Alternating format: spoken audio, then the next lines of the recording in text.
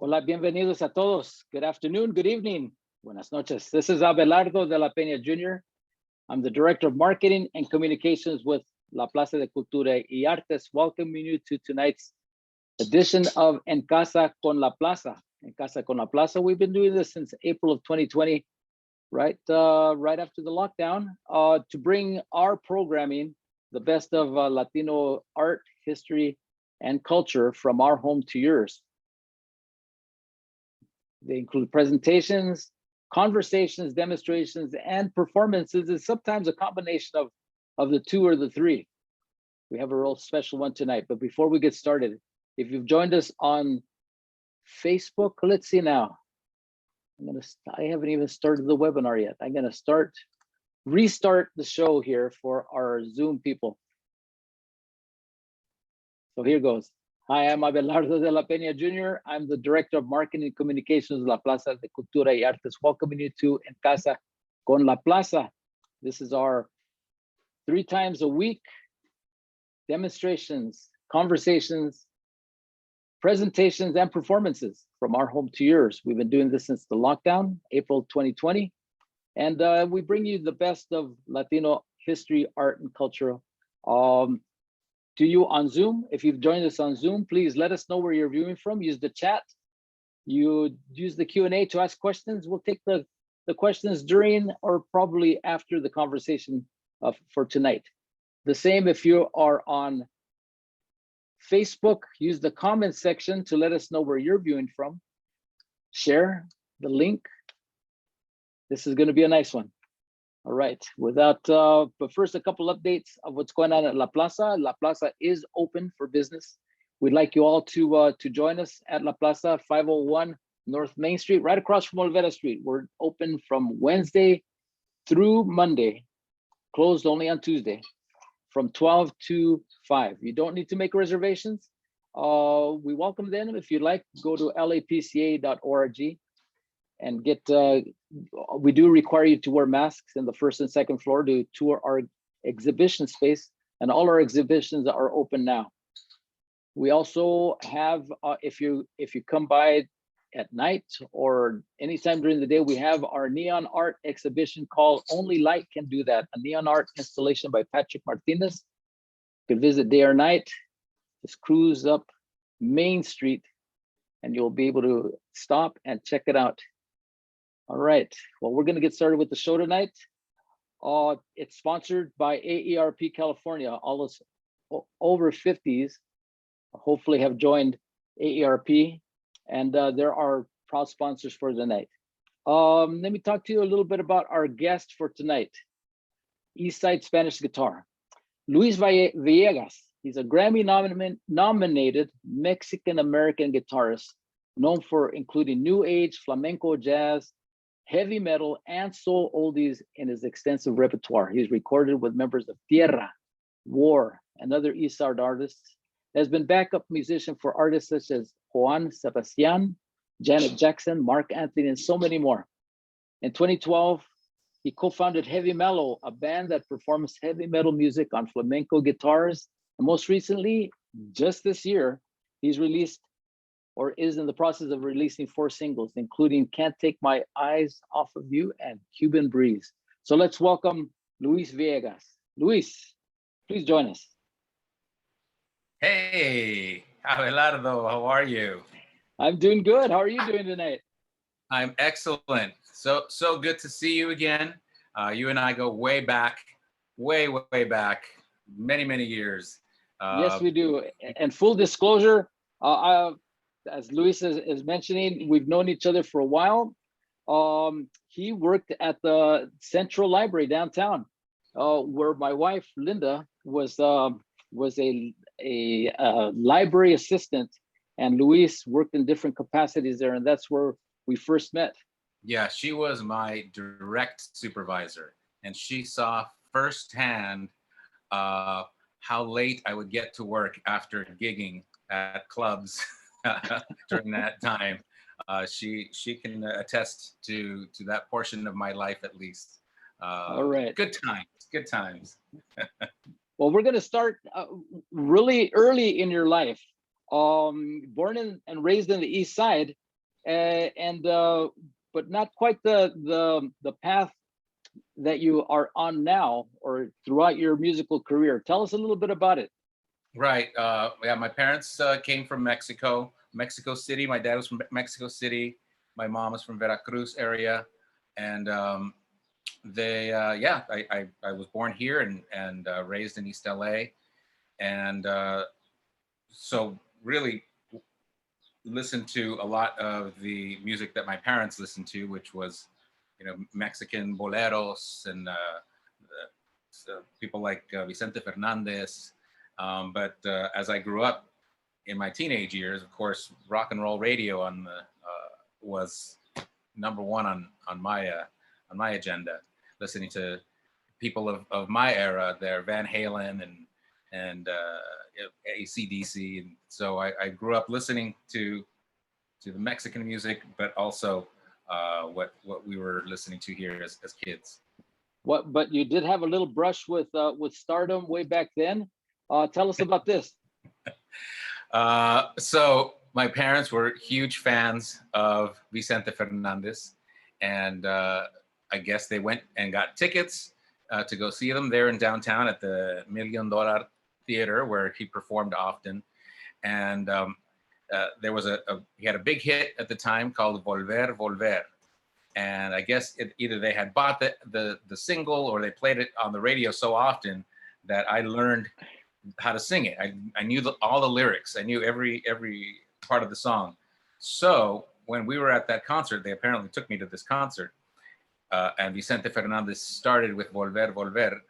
My mother took me and all the way to the front of the stage and, did one of the Lion King things where she held me up and I went on the stage, and I don't know how old I was there, maybe 5 or 6.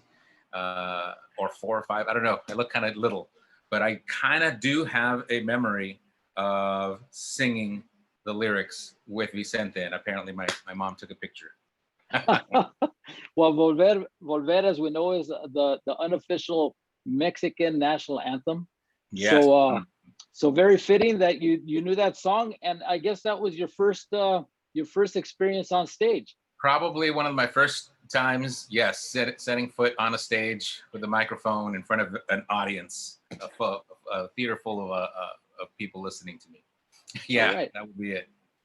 And well, you talk about your. As a side story to that one, real quick.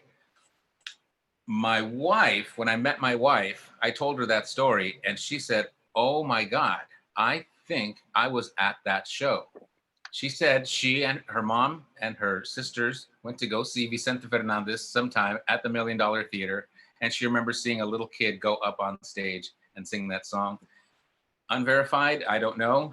May have been me, may have been another little kid on a different time, but it could have been Kismet. Well, it sounds like Kismet, sounds like fate, sounds like a match made in heaven. Right. All right, and so you were caught between two worlds, as many of us are Mexican Americans, other Latin Americans born and raised here in LA or here in the United States. Yeah. So, and during the time that you grew up listening to radio, FM was probably on its peak, its peak, KLOS, KMET. Yeah, exactly. And you caught the bug. And what were you talked about Van Halen, but when did you actually start playing guitar? I started in junior high school. I really wanted a guitar. My mom bought me a guitar right there in downtown LA. They have so many music shops there.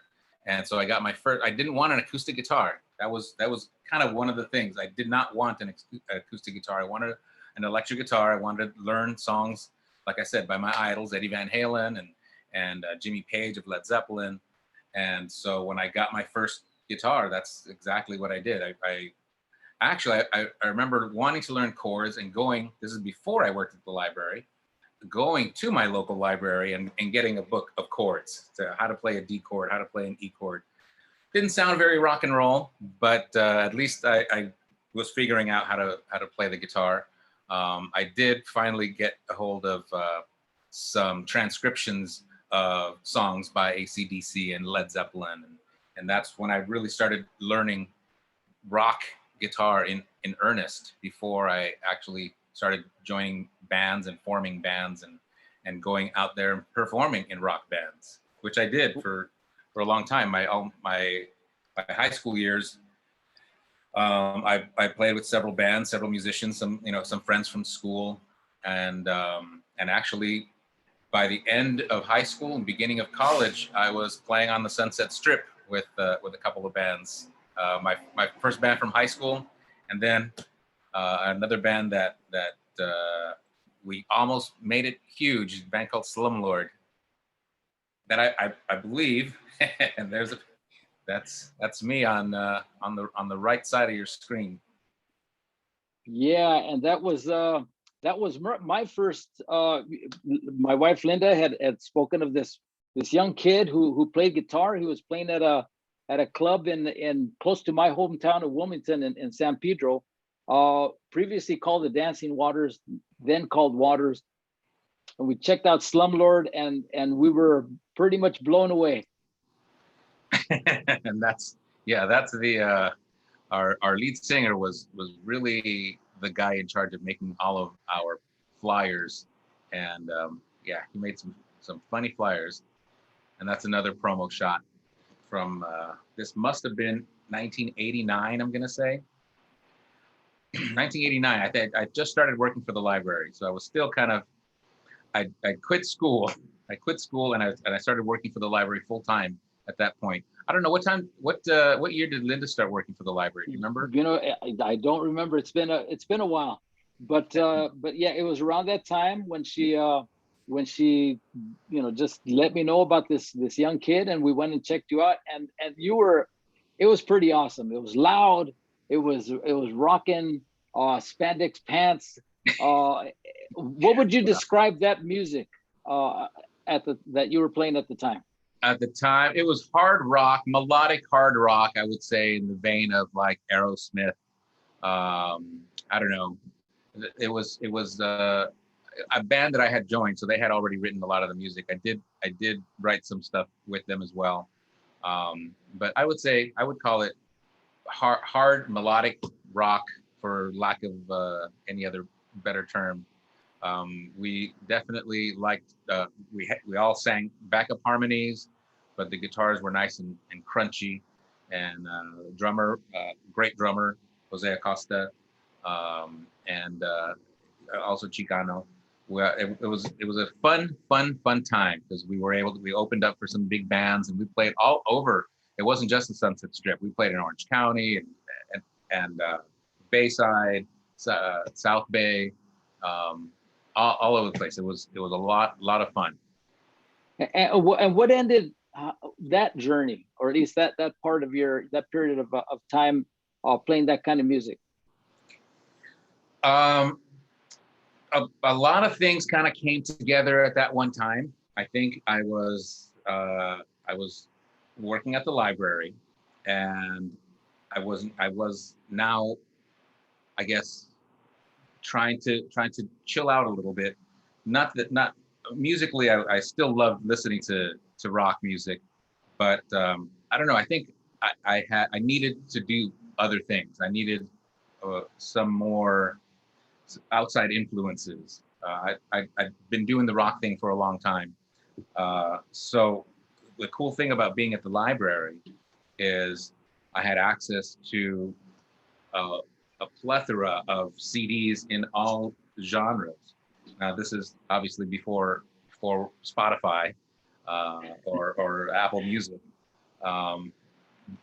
Working at the library every single day gave me the opportunity to be exposed to, dozens and dozens of different types of genres, and whatever it is that I wanted. Like nowadays, you can say, well, what do I want to learn about? And you go on your computer on the internet. Back then, if you were at the library, you could pretty much do the same thing. I want to hear some jazz from the 1950s, and you'd go to the music section, and you'd go, because Central Library had the biggest collection of CDs, probably west of the Mississippi, is what they used to say. So yeah, you could find whatever you wanted in any kind of genre. Oh yeah. So I think starting with that, that's the first time I ever heard Wes Montgomery. That's the first time I ever heard Miles Davis. First time I ever heard, Charlie Parker. I really started listening to a lot of jazz and trying to learn jazz and figuring out jazz chords, like playing actual real chords instead of just like two note chords, power chords. I listened to Brazilian music, flamenco. That's the first place I ever, not the first place I ever heard flamenco, because my dad had some flamenco records, but really listened and paid attention and fell in love with the virtuosity and the passion of the flamenco guitar. And I think that's really what pushed it over the edge to where I said, okay, I want to dedicate some time to learn this style of music. Now I wanted an acoustic guitar. All right. And where did you pick up your first or at least the guitar that you play? I did have one at home. I don't know if it belonged to my dad, or I don't know how we got it, or maybe we just bought it at a yard sale or something, but I never picked it up. So once I started getting into the sound of Spanish guitar, that's the first one that I picked up. That's where I started trying to figure out what to do on that guitar. But soon thereafter, I went out and bought, because I listened to, I think, did I go see them? I think I went to go see a guitar player also from East LA named Marcos Loya.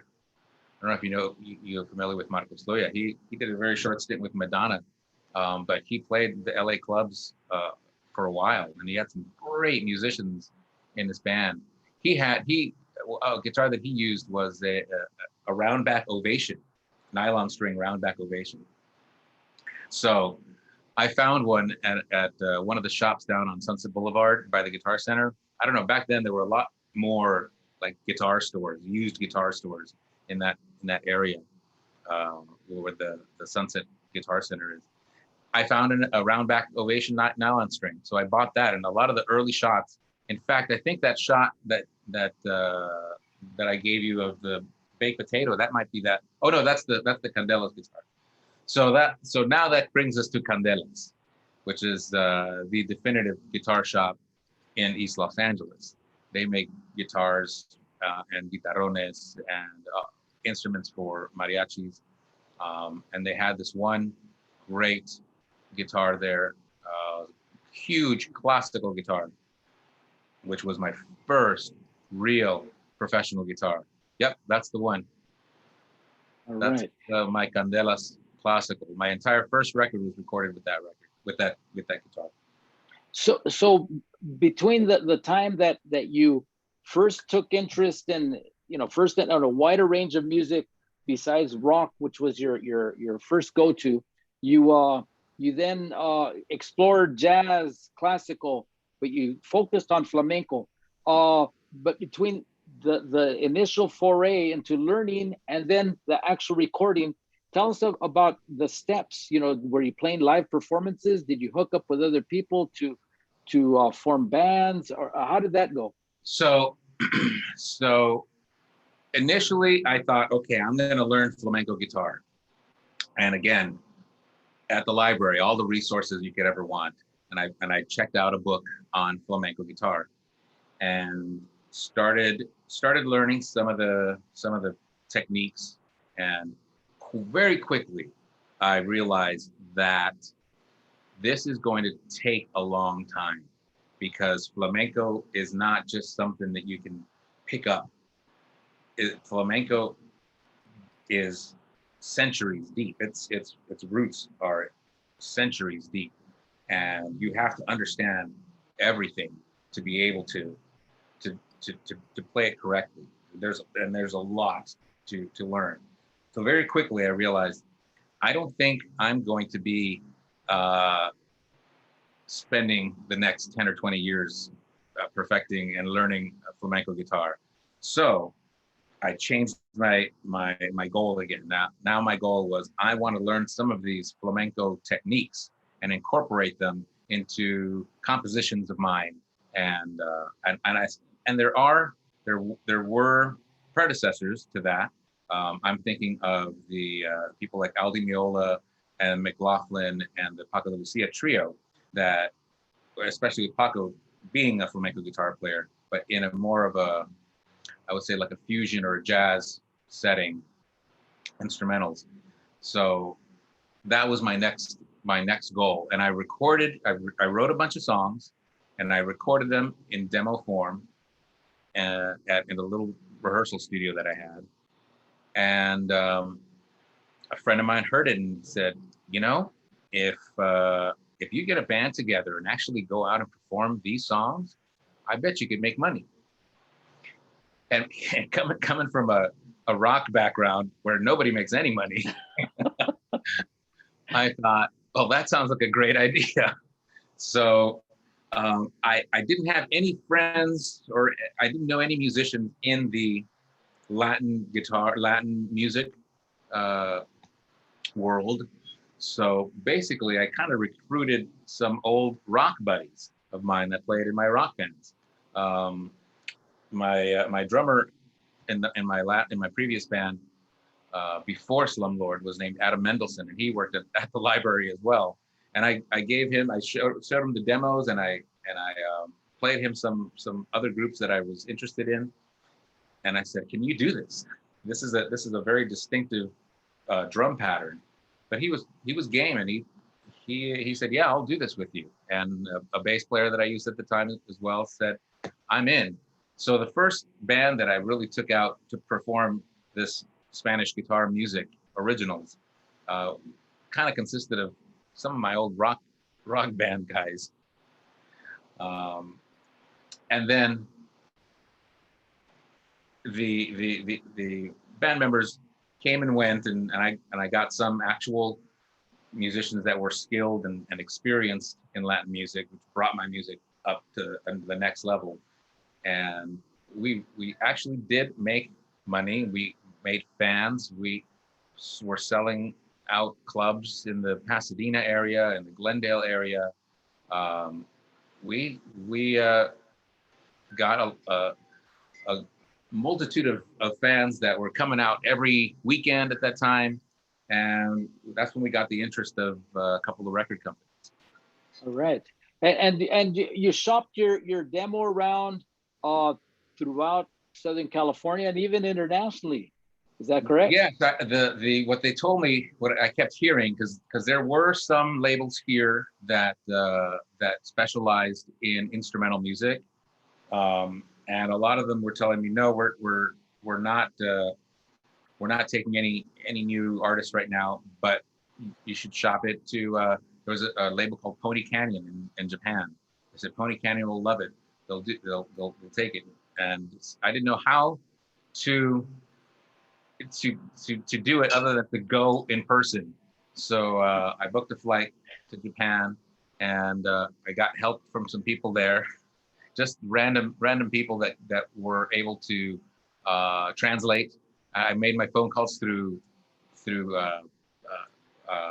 phone booths there. So they would make the call. I had their phone number. They would make the call, and I would talk to them they would translate everything they would say. And I still have the rejection letters to Were they in English or in Japanese? I think they were in English. So yeah, that was, I mean, it was a fun time because it really made me grow. It really made me think, what am I going to do? Am I going to be working at the library forever? Do I really want to shoot for this?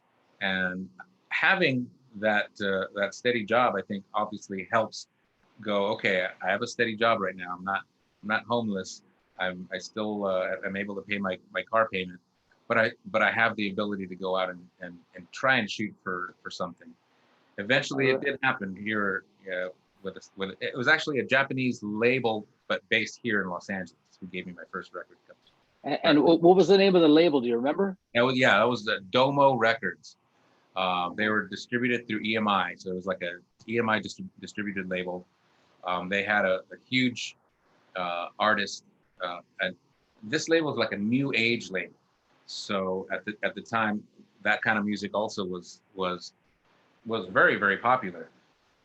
electronic music, very slow, very, it had, you know, like atmospheric music. Sure. And their big artist was a musician by the name of Kitaro, and he was their huge huge artist, and I was they put me on that label, and they also labeled me a new age guitarist, which I didn't really know what it was at the time. I didn't think I was a new age. I didn't know what I was. I was a Spanish guitar player. I was a jazz guitar player. I mean, I was coming from the point of view of like I want to be like George Benson. Um, so I thought of myself as a jazz guitar player, but it was obviously uh, Latin rhythms, very Caribbean rhythms um, uh, that were driving the beat. It was definitely not jazz rhythms. So I don't know. It was a point in my life where I was just trying to express myself with everything that came before me into the compositions that I was doing at the time. All right. Well, tell us about the recording of your first album. So this is before the label. I actually recorded my first album out of my own pocket. A friend of mine introduced me to a musician named David Scheffler, who was like a keyboard player for a musician named what was his name? I forget his name at this particular moment, but it'll come to you tonight sometime. Steve Reed.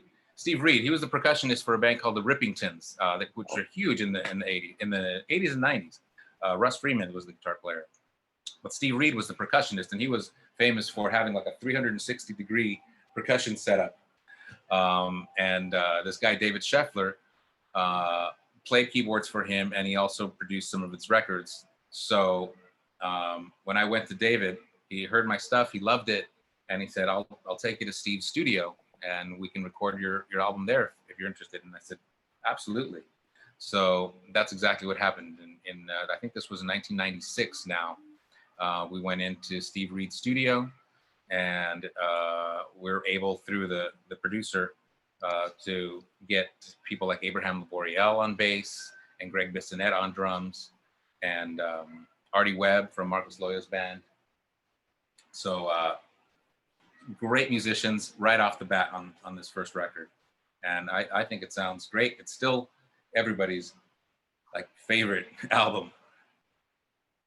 All right. Well, we have a cut from it. It's not from the album itself, but it's a video that you put together, kind of an instructional video, but it's from one of the songs that is on the CD, on that first record, Café yeah.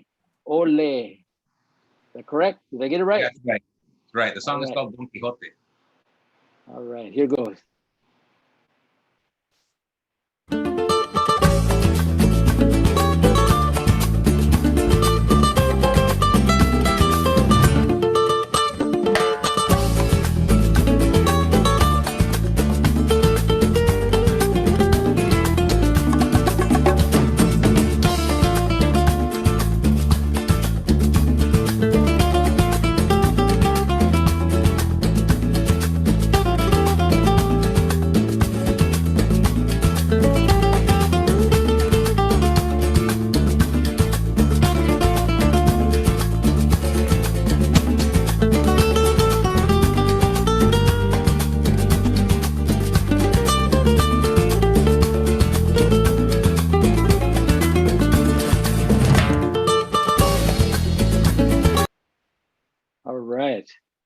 That sounded pretty cool, man.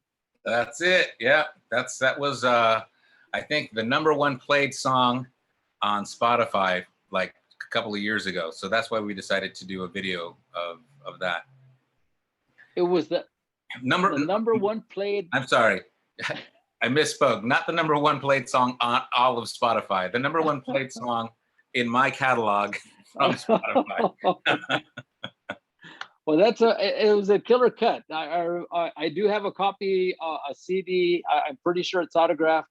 But yeah, it was pretty cool. Yeah, the whole album cool was about working at the library because I recorded that album in '96. I think I quit in '97, but before I quit, all my supervisors were like, yes, we need to get this record in circulation in all the branches. So we were able to get copies, huge amounts of copies, and send them out to all the branches in the LA Public Library system. Well, That was kind of cool. very cool. No, loyal fans. People from the library are among the coolest, and they have great taste. Right. Absolutely. All right. And so you started, you recorded, and then you went on and started doing club dates, playing stages, and really getting into the scene, the music scene. So we have a couple photographs here of people that you've shared stages with. Tell us about this one. Yeah, that was a performance I did on a local access TV show. I don't remember the name of the show. This must have been, I don't know if it was right around '96, maybe '95. And on that particular program, they featured the artwork. I think he had just come out with a book of his artwork. Simon Silva was on that show. I got to meet him, and he gave me an autographed a copy of his book. And then, of course, the Chicano Elvis, which I pictured there with Elvis, was there performing as well. And then that was, and my band performed a couple of songs on that show as well. All right, who do we have here? That is from the actual recording sessions of Cafe LA. That's Steve Reed right there from the Rippingtons, and that's me and my Candelas guitar. And you can see in the background, that's part of his percussion setup. But that was a really great experience recording the album there. I had a couple of recording experiences with some rock bands before, with Slumlord. We did a couple of demos, and also with my previous band, we had some demos there too. But this is the first time that I had recorded all my own material compositionally, and with monster guitar players, and I mean monster musicians like Abel Boreal and Steve Reed and Greg Bissonette. Beautiful. Well, you spoke earlier of one of your role models or inspirations. The trio that played A Night in San Francisco, that album that right. is incredible. John McLaughlin, known for playing with Miles Davis, Mahavishnu Orchestra. Al Di Meola, Return to Forever with Chick Corea, right. And then this gentleman right here. And Paco de Lucia, the definitive flamenco guitar player of our lifetime, the best. He really transformed flamenco from what it was many centuries before to make it a modern instrument. And that was a lucky moment where I got to meet him.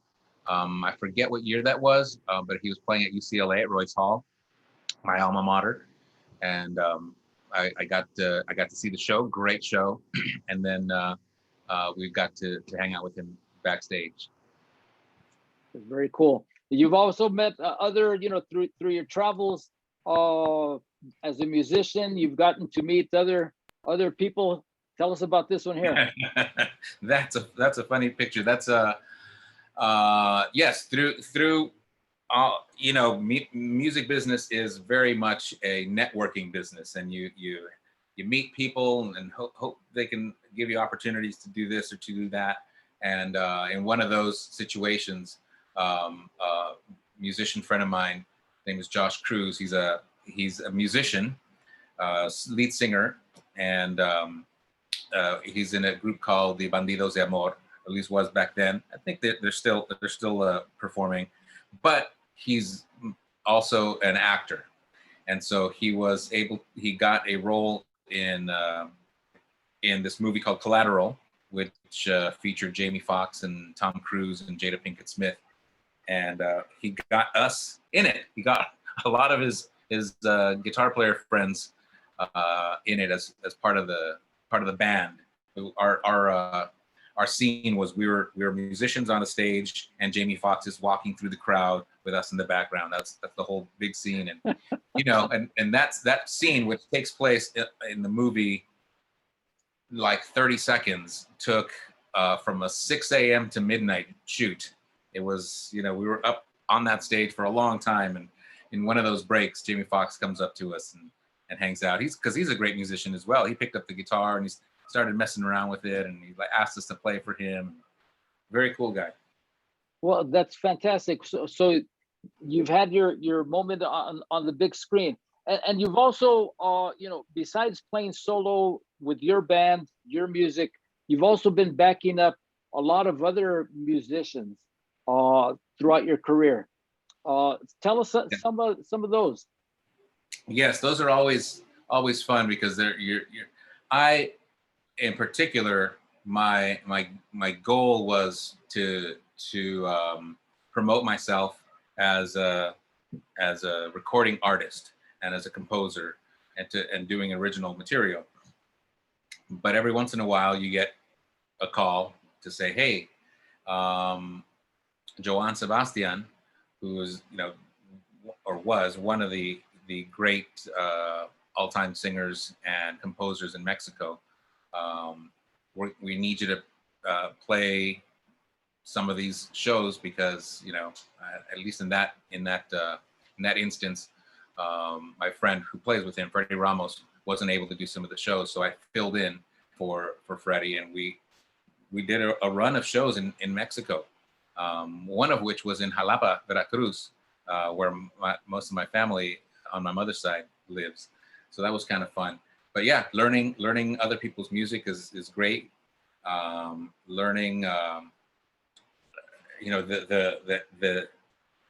because every band that's played together for a while has their own, they're a family, and you have to try to kind of fit in with that family is interesting and fun, and it's great when you're accepted, and you get to show off your talent there, and feel what it's like to do that job. That's a different job than I'm normally used to. I'm used to being in charge. I'm used to telling other musicians what to do and what to play, and what's the next song. And so to be like a side guy is kind of fun, and a different thing. And you always try to take any opportunity you can. Oh yeah, well, you Janet Jackson, Placido Domingo, Marc Anthony, and then this one right here. Tell us about this. Oh yeah, that's a local band. They're called Trio Ellas, which are an incredible group of 3 women who do they play like mariachi instruments, but they sing more, they harmonize beautifully.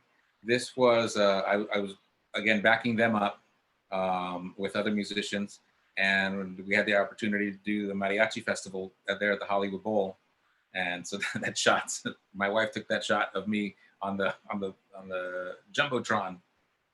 All right, and so backing up, your own music, backing up, and then you went, last in the 2015 or so, you took another turn where you kind of went back to your roots, so to speak, and taking your guitar talents, but playing that hard rock that you originally got your start with. Yes. So that's interesting, because I met a guitar player named Benjamin Woods, incredible flamenco guitar player, in the truest sense of the word. He really did take that step to learn flamenco to its core, and he went to Spain and studied there, and he studied with the flamencos in San Francisco. But he also began as a heavy metal guitar player. So he actually took the first steps to putting them together in a band called Flamenco Metal, that he started up in the Bay Area. And this guy Ben is super creative. And one of the things that he did was record a full album of heavy metal classics. That's like Ozzy Osbourne, Black Sabbath, Judas Priest, Iron Maiden, songs by bands like that, all instrumental flamenco versions of them. So it was just an album. And then he in 2011, 2012, he asked me if I would be interested in putting a band together to put this to make this real, to make a band out of it. And I said, okay, let's see. So we started looking for a percussionist. I started introducing new music to arrange, and we put this group together. We recorded a couple other albums, and what we did was we got picked up by a floating festival, basically is what it is, the Monsters of Rock Cruise, which is a festival on a boat, and it featured all these great bands from the 80s that were now getting some fame again after all these years. Bands like Quiet Riot and Rat, and bands like that were Vince Neil from Motley Crue were there. So we're playing for those audiences, so they know what songs we're playing, but it's in a completely different format that they've never heard before. These two flamenco guitars, a cajon player in the middle. We have some flamenco dancers, and it's something that nobody had ever seen before or heard before. So we were a big hit. We did those cruises for about 6 years or so. All right. Well, let's check out a little snippet from this one song, more recent than the 80s.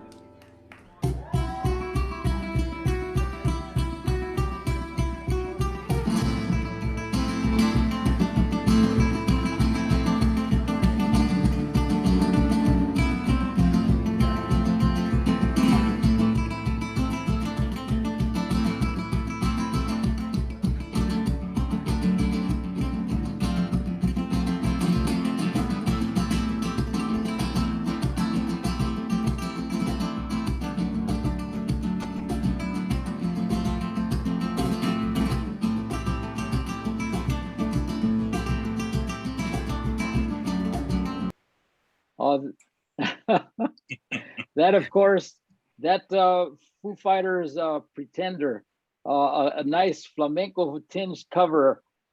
You still got those rock star moves, Luis. Yeah, they'll never go away, unfortunately.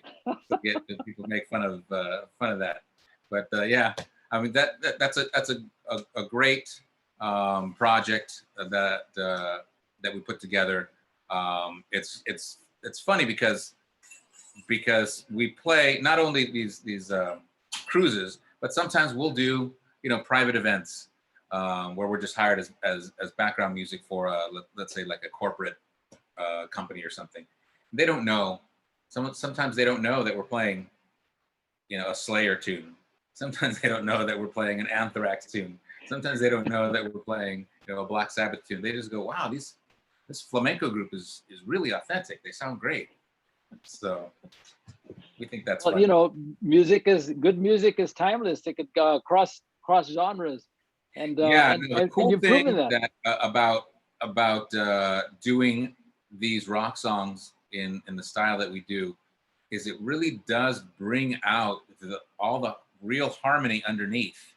And underneath, instead of just the power chords, you hear the full chord, like a major chord, minor chord. We even throw these seventh chords in there, so kind of almost jazz it up a bit, but it really brings out the composition, and you really see how sophisticated these songs really are underneath the hood.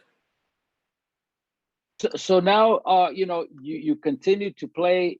You're playing backup. You're doing shows on your own, But now during the pandemic, you know, we were all locked down at home. What happened then? Yeah, that was devastating because most of my income, if not 99% of my income, is from live performances. And so it was unfathomable really to understand that I was not going to be able to perform and make money. So we really had to like reevaluate. First of all, you reevaluated your life. I don't know how it was for most people, but for me, those first few months were like, okay, let's take a step back and reevaluate what's important. You know, if they took live performing away, you know, what am I going to do? Am I still going to be playing music? And I realized, yes, there's nothing, you can't take music away completely. Um, so we started doing some recordings for people. Some people actually were calling and saying, can you guys videotape you guys yourselves playing? So we did a lot of those streaming shows, and we did a lot of videos that we recorded and sent out. And you know, people were like, you play for us every year, we're not going to be able to do it this time in person, but can you guys, you know, film your guys doing a set and send it to us, and we're going to have a virtual party anyway. Also, I wrote a bunch of stuff too. I finally had time to sit down, write, and have a little recording studio here at my house, and record. And we all kind of, you know, I guess necessity is the mother of invention, because you go, okay, if we can't be in the same room, how can we do this? Well, let's see. I can record a track here, and I can send it to my buddy, and he can record his guitar part over there, and we can send it to the percussionist. And so we're doing this through the internet, and we managed to record a bunch of tunes like this throughout the pandemic. I still have a stockhold of stuff that I haven't released, that I recorded all throughout the pandemic, that we still have to mix and release. But I've released 4 of them already this year, and I'm very proud of all of them. All right. Well, we have one here. I don't know if it was during this time, but I found it and I really love it because you know, the musicianship, then a little extra treat here. So let's check it out.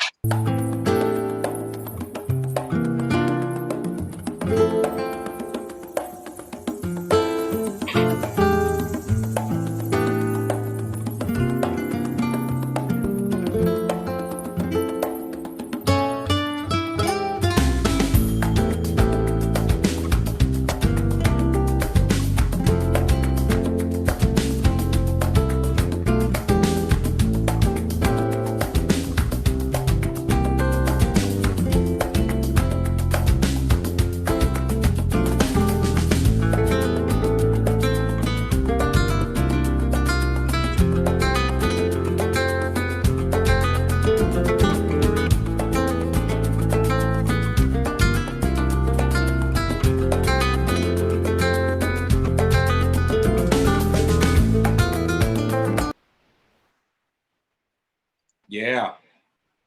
Yeah, that was sweet.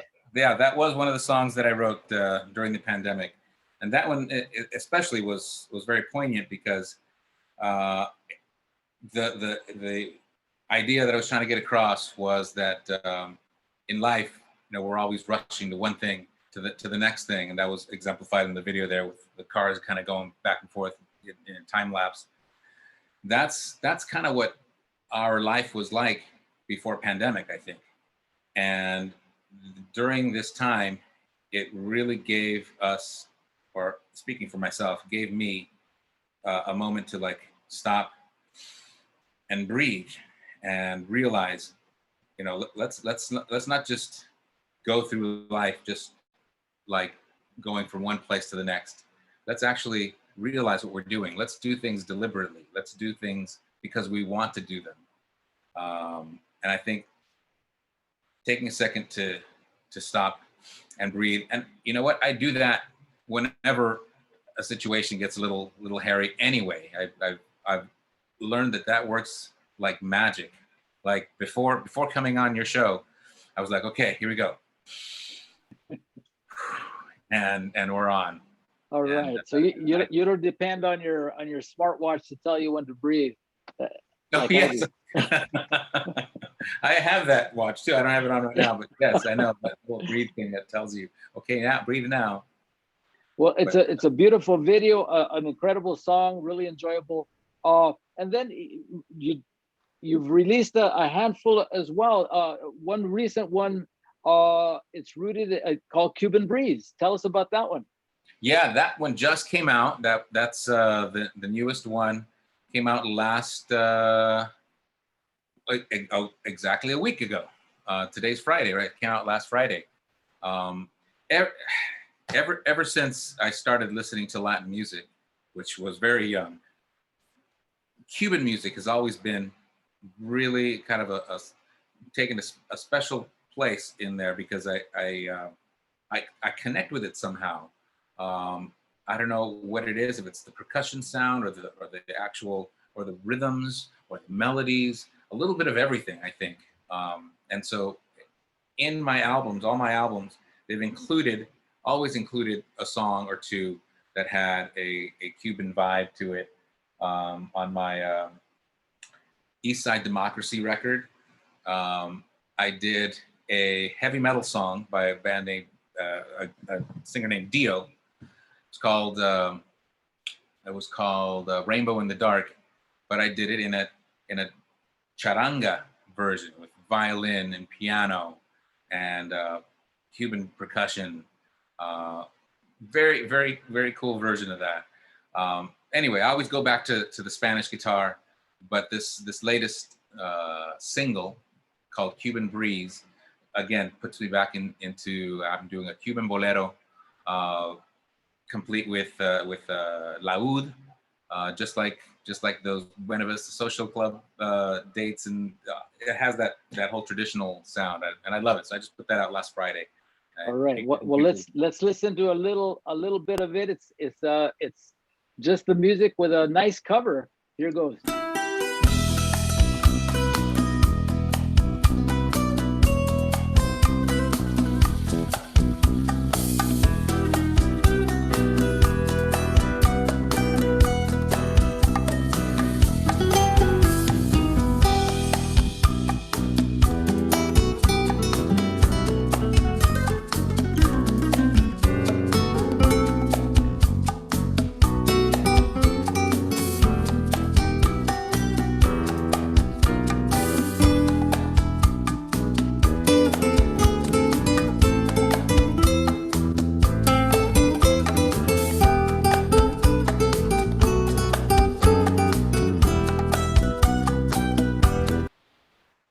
Oh man. And you tell me you've never been. That's right. I've never been. That's one of the places that I definitely want to visit. I know you guys are going to be going there in November, and I'm jealous. But yeah, man, I've never been. I definitely want to make that a point eventually to get down there. All right. Well, we'll be giving out a little promo for that for our trip to Cuba, plus our Cuban American Music Festival coming up in La Plaza real soon. But there's another layer of what you're doing, and you play, you record, you're on stage, but you also teach. Yes, that's been a big part of just another facet of what I love to do. I've been teaching.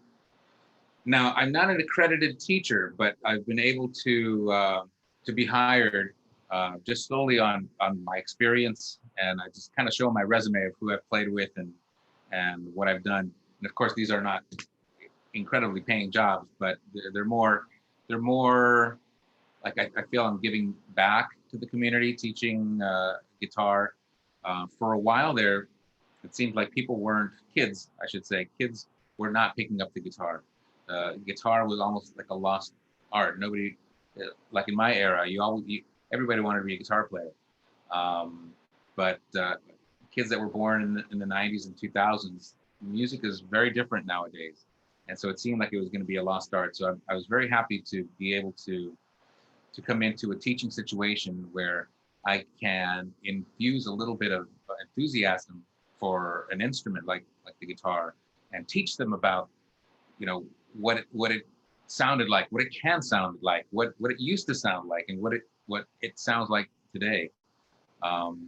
So for a few years I was teaching Santa Monica College. Santa Monica College had a program called the dual enrollment program, where high school seniors could enroll also in the college program. And so I would go to the high school, Santa Monica High School, and teach there, which was a great time, because I met Jackson Brown there.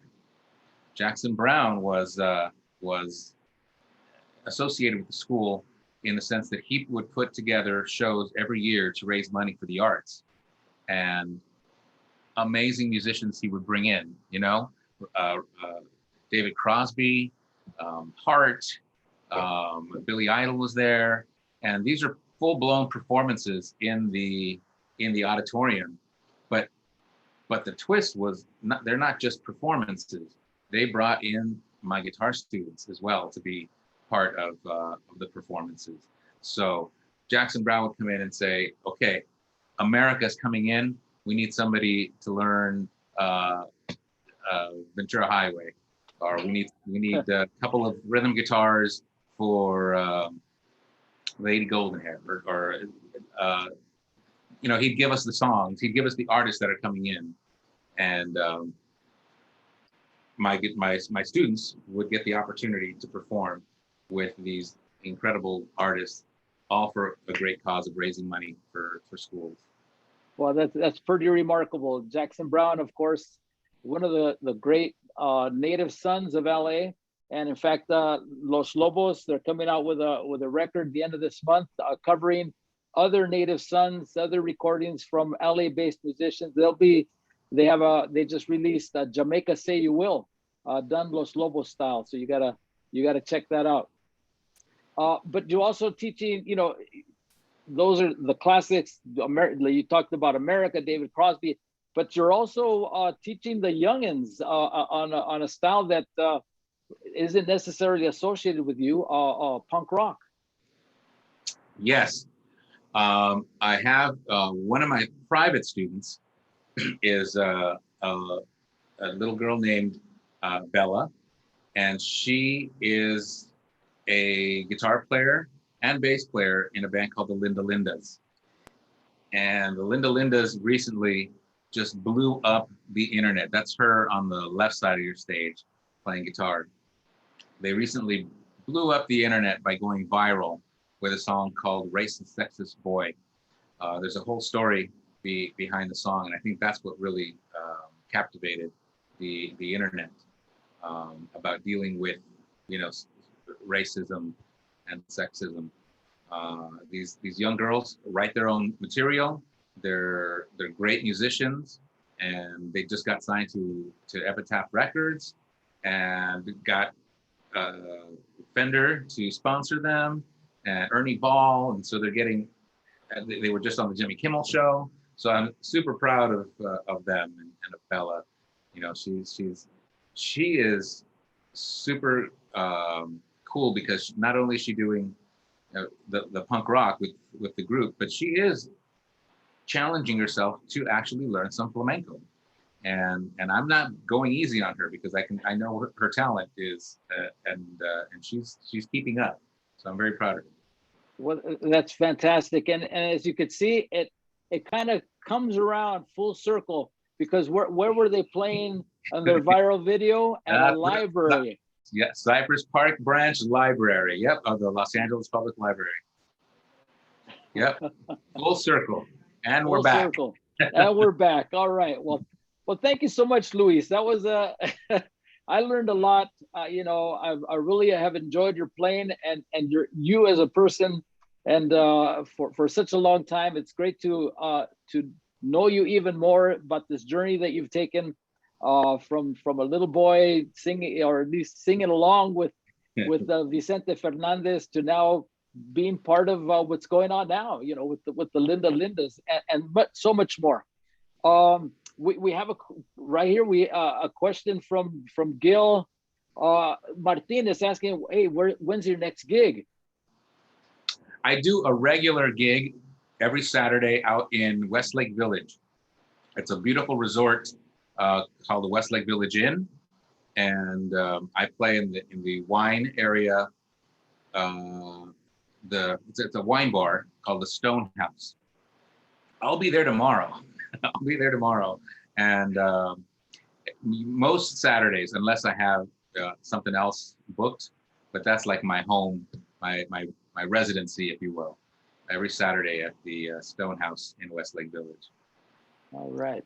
Well, we had Laura Lovelace zooming in from Pasadena, California. She's saying happy Friday. Thank you, Laura. Brian Olana, great interview, Luis. All right. I think I know Brian. Yeah. We have Joaquin Armijo. Luis is a great influence on my sound in the late 90s. Saw him at the Baked Potato in Pasadena. He's still doing it and rocks. That first album with the United Nations with Artie Webb on flute. Honored to call him an Instagram friend. See you at NAMM, bro. NAMM Joe. Right on. All right. All right. Thank you for joining us. Joaquin Prieta Durango from Whittier, California. We have Gil, of course, sounds great. Where are you playing tonight? He asked that. Chispa Hills, a good friend of ours. My husband Kent keeps saying, I remember that. He grew up near LA and thinks we saw you back then. We all must be the same age or close to it. And then, so thank you so much to all of you that joined us on Facebook. Sandy Romero from Palm Springs, Jose Ramos from University Hills, and I think Mex Libres, I think that's your sister. That is my sister. Yes, it is. Who works and where does she work? She works at Cypress Park Ranch. All right. Is she the one that hooked up the band with the library? She was not, but she was there that day. I was there that day that they filmed it. That is kind of like her branch, but it was done through other avenues.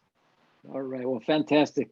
Well, thank you so much to you, Luis. We got to check you out. Where can people find your music online?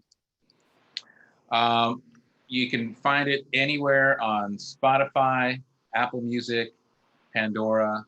My website is www.luisvillegas.com. I have a YouTube channel as well. You can just look up Luis Villegas Spanish guitar. Please, I would urge you to go and follow me on Spotify and subscribe to the YouTube channel. I would be indebted to all of you. I'm trying to get those numbers up. And I also wanted to plug, obviously, my single Cuban Breeze, which is just came out last Friday, which is doing tremendous, by the way. And also tomorrow is a live stream event that I was involved with, again, with my Heavy Mellow family. I play with a group that's headed by the old lead singer of great name, The Great White, whose name is Terry Eluse, and I do a project with him where we're doing like hard rock songs and 80s songs songs like we've done A Wicked Game by Chris Isaac, and we've done Boys of Summer by Don Henley, and we also did a Black Sabbath song called Heaven and Hell. Now we're performing this song tomorrow's live stream. It's a fundraiser for the Ronnie James Dio Cancer Fund, and it's going to be live streamed tomorrow, July 10th at 2 p.m. If you'd like to donate or buy some merchandise and get a chance to see that live stream, you can go to diocancerfund.org. That's DIO cancerfund.org. And it's not just us performing. There are amazing musicians performing. Tony Iommi of Black Sabbath is going to perform. Carmine Appice, Vinny Appice, Lita Ford, Rob Halford from Judas Priest, Judas Joey Priest, yeah. Beltran from Anthrax, even Jack Black and Tenacious D are going to be performing. So Oh man, what a show! It is going to be star-studded, and it's for a great cause. So I urge everybody to see that as well.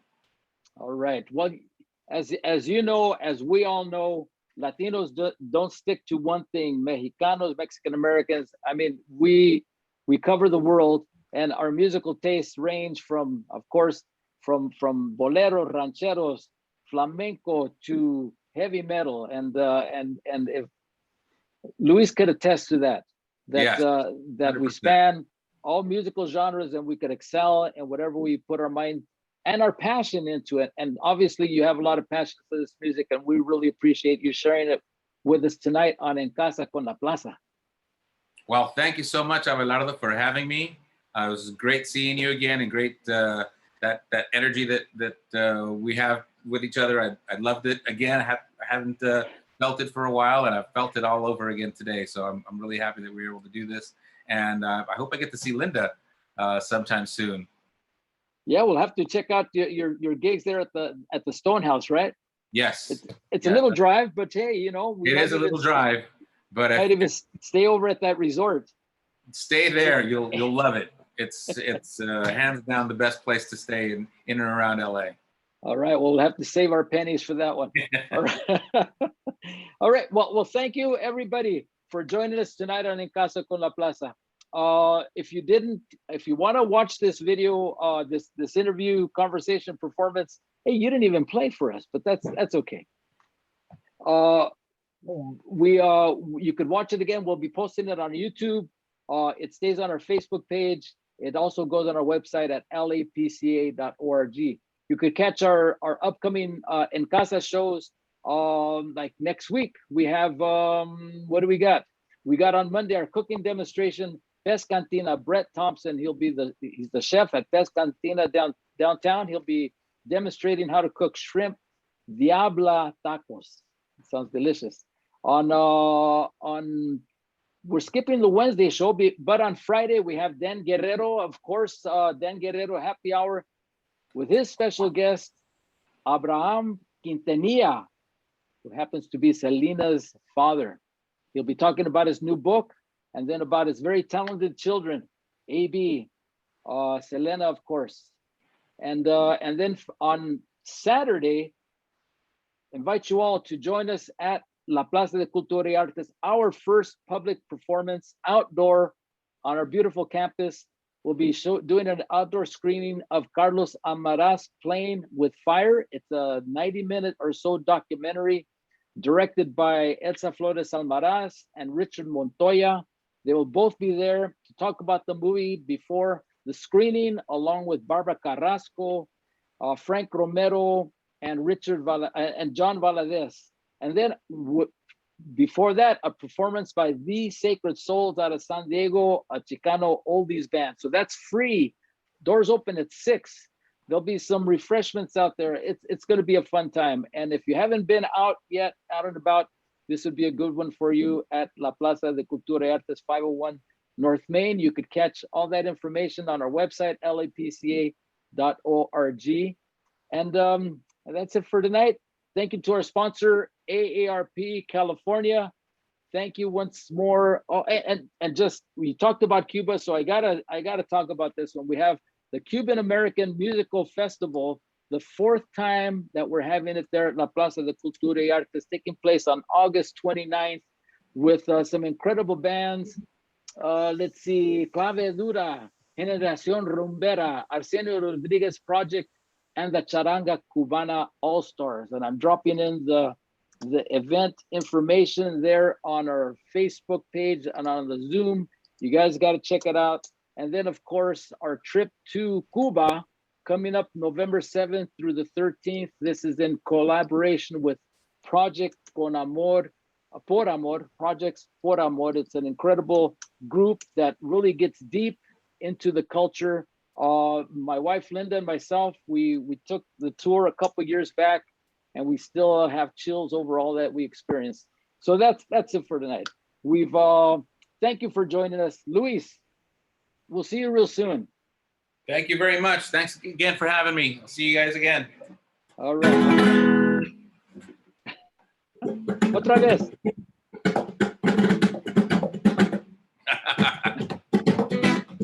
All right. Thank you, Luis. All right. Bye-bye. Buenas noches a todos. Buenas noches.